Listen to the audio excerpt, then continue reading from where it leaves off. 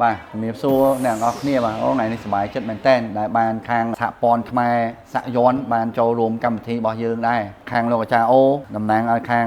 សហព័ន្ធខ្មែរសាក់យ័ន្តចូលរួមកម្មវិធីដែរបាទគ្រប់ជំរាបសួរបាទបងប្អូនទាំងអស់គ្នាខ្ញុំបាទឈ្មោះអាចារ្យអូជាសមាជិកនៃសហព័ន្ធខ្មែរសាក់យ័ន្តថ្ងៃនេះផងដែរខ្ញុំបាទសប្បាយរីករាយមែនតើដែលបានមានកិត្តិយសបានចូលរួមនៅក្នុងកម្មវិធីបង President បានដែលមានកម្មវិធី Cambodia Infest នៅថ្ងៃទី20និង21ខែធ្នូឆ្នាំ2025ខាងមុខនេះបាទអញ្ចឹងគោលបំណងរបស់ខ្ញុំដែលអញ្ជើញលោកអាចារ្យអូមកចូលរួមកម្មវិធីនេះគឺដើម្បីផ្សព្វផ្សាយវប្បធម៌របស់យើងទៅខាងអន្តរជាតិហើយដើម្បីចែករំលែកចំណេះដឹងយ័ន្តនេះទៅដល់សិល្បករសាក់រូបហើយយ៉ាងមួយទៀតខ្ញុំចង់ប្រមូលថវិកាដែលទទួលបានពីការសាក់យ័ន្តនេះទៅជួយខាងគន្ធបុប្ផាបាទអរគុណច្រើនបងប្អូនថ្ងៃនេះផងដែរបងប្រុសក៏បានបញ្ជាក់ខ្ញុំតទៅជាមួយនឹងកម្មវិធីដែលយើងធ្វើការសាក់នៅក្នុងថ្ងៃខាងមុខនេះដែលមាន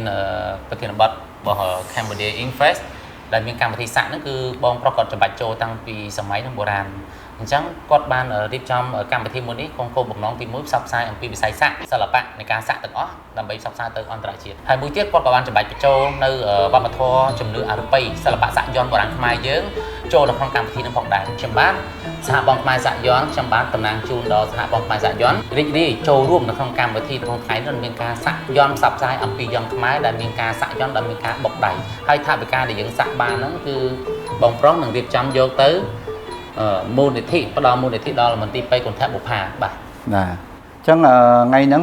មានអាចារ្យអាចចូលរួមបានប៉ុន្មានអ្នកដែរហ្នឹងបាទនៅក្នុងថ្ងៃនោះអាចនឹងមានលោកគ្រូអាចារ្យចូលរួមជិត10រូបផងដែរអូជិត10រូបបាទអញ្ចឹងថ្ងៃហ្នឹងក៏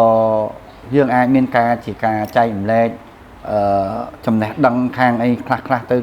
ខាងជាងសាក់ដែលគាត់មិនមែនជាអាចារ្យអញ្ចឹងនឹងមានអីខ្លះដើម្បីចែករំលែកទៅគាត់ដែរគោលបំណងរបស់ប្រធានសហព័ន្ធខ្មែរសាក់យ័ន្តគឺគាត់តែងតែផ្ដោតទៅលើការផ្សព្វផ្សាយអំពីវប្បធម៌និងទំនៀមទម្លាប់ទៅលើវិស័យការសាក់យ័ន្តបុរាណបុកដៃហ្នឹងបាទហើយនៅក្នុងថ្ងៃនេះផងដែរបងជាងសាក់គាត់អាចសិក្សានិងស្វែងយល់តទៅជាមួយនឹងការសាក់យ័ន្តបុកដៃបែបបុរាណក៏ដូចជាប្រភពយ័ន្តនិងដើមកំណត់នៃយ័ន្តនិង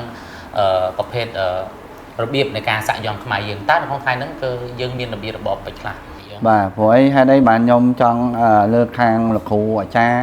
ឲ្យមកចូលរួមកម្មវិធីព្រោះអីជាងចាក់សាក់ភាគច្រើនជាជាងចាក់សាក់ដែរសម័យបាទអញ្ចឹងពួកគាត់សាក់យ័ន្តហ្នឹងគឺយកពីអ៊ីនធឺណិតយកពីនេះពីនោះមកអញ្ចឹងមានអ្នកខ្លះក៏យកមកខុសអ្នកខ្លះក៏យកមកត្រូវអញ្ចឹងបាទយើង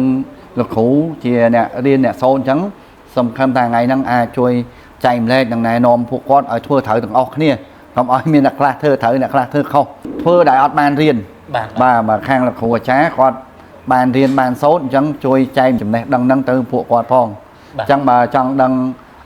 ចំណេះដឹងខាងហ្នឹងចូលរួមកម្មវិធីអាចជួបខាងលោកគ្រូអាចារ្យអូ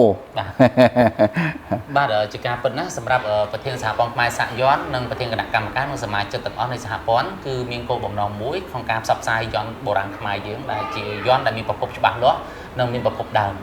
ហើយយ័ន្តនីមួយៗនៅក្នុងថ្ងៃនេះផងដែរពួកខ្ញុំបាននឹងលើកយកមកបង្ហាញជាប្រភេទយ័ន្តទូណូដែលតាមការសិក្សាស្រាវជ្រាវរបស់ប្រធានសហព័ន្ធខ្មែរសាក់យ័ន្តគឺយើងបានស្រាវជ្រាវចំនួន 5000 ណូជាងហើយនៅក្នុងថ្ងៃនេះផងដែរមិនត្រឹមតែបងជាជាងសាក់ទេបងទាំងអស់ដែលឆ្លាញ់ទៅលើវិស័យសាក់យ័ន្តឬក៏ទៅលើជំនឿអរូបីនៃការសាក់យ័ន្តមន្តអាគមនេះគឺគាត់អាចអញ្ជើញមកចូលរួម